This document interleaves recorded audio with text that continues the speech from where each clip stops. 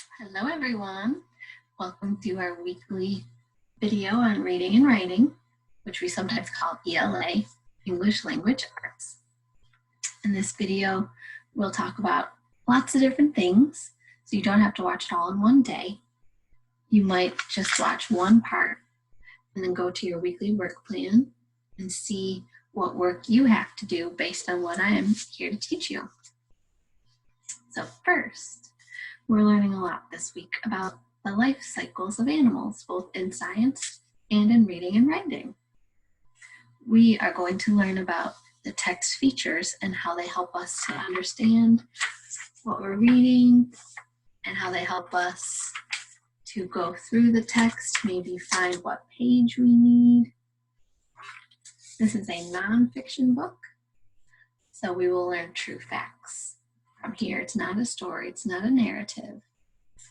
You've all been assigned a book on life cycles from Science A to Z based on your reading level. You get to listen to the book, you can read along, you could even print it out like I did. If you are to print it out, you might circle sight words that you find, like they. You might break words apart into chunks, underlining graphs is one chunk, hopper is the other chunk. That's a compound word, 2 words in one. You could write question marks near parts of a paragraph you don't understand. Or put a star next to something you find particularly cool. Let's first look at the text feature of the table of contents. We have these headings. They tell us what we're going to read about. The introduction on page 4. Human life cycle, page 6. So they tell us what we are to read about and where to find them. So if I go to a frog life cycle on page 9, I'll find at the top of the page the same heading, a frog life cycle. So remember, your head is at the top of your body, the heading is at the top of the page. So let's read a little bit about frogs and think about what's the main idea about frogs. What are we learning? Frogs have a different life cycle. Baby frogs do not grow inside the mother frog. Instead, the mother frog lays eggs in winter. When the eggs hatch, the babies do not look like little frogs. They look more like little fish.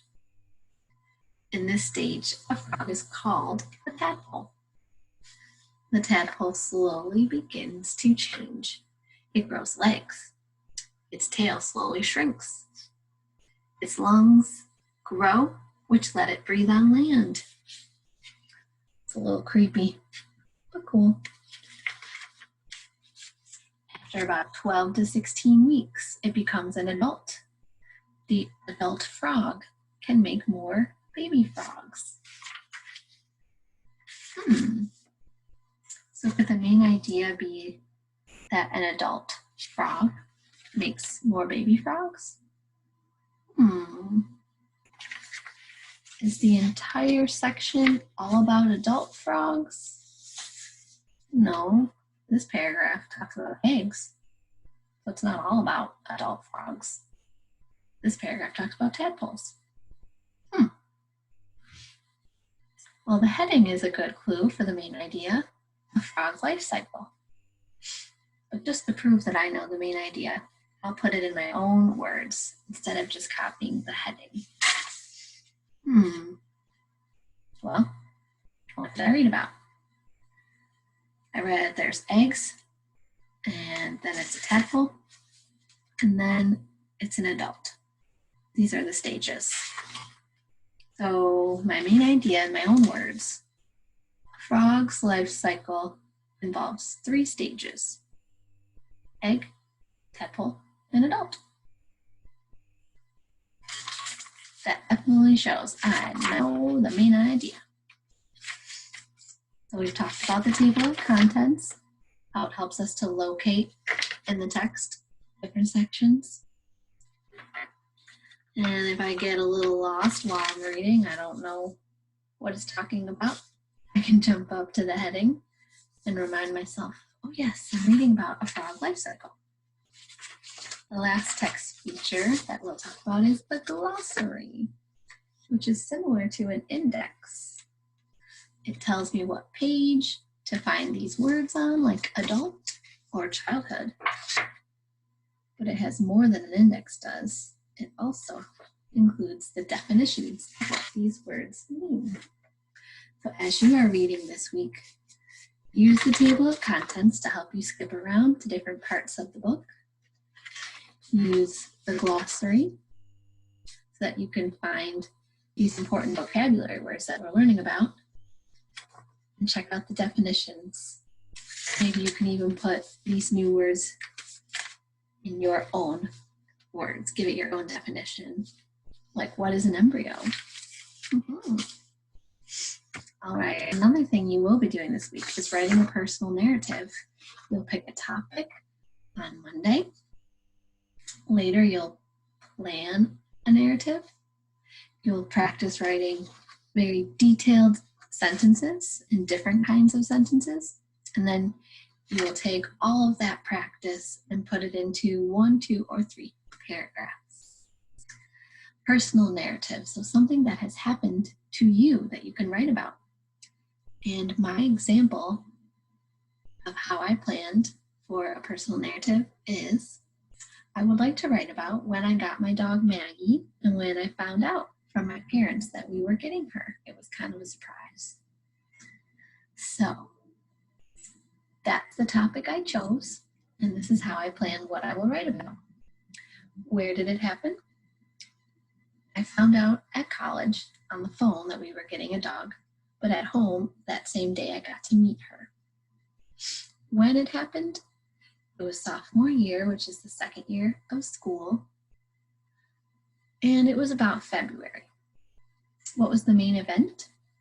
Out of the blue, I got a phone call from my mom. They were picking out a dog that day. Sensory details. Think of your 5 senses. What you can see, hear, taste, smell, and touch. You might not have room for everything, but that's okay. Just because you don't write it here doesn't mean you can't include it in your paragraphs. So I heard my mom. I could see my friends. They were sitting around the table when I got the phone call. I could feel her fur when I got home, and more. Emotions. How did I feel? I wrote shocked, excited, and happy. Those were some of my emotions. And then an effective conclusion.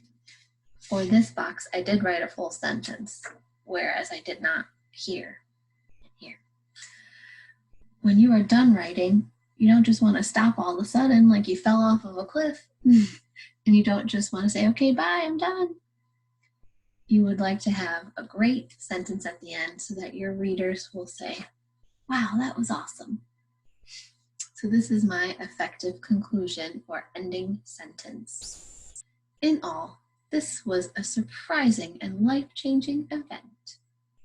So I will copy this exact sentence when I'm writing my final paragraphs.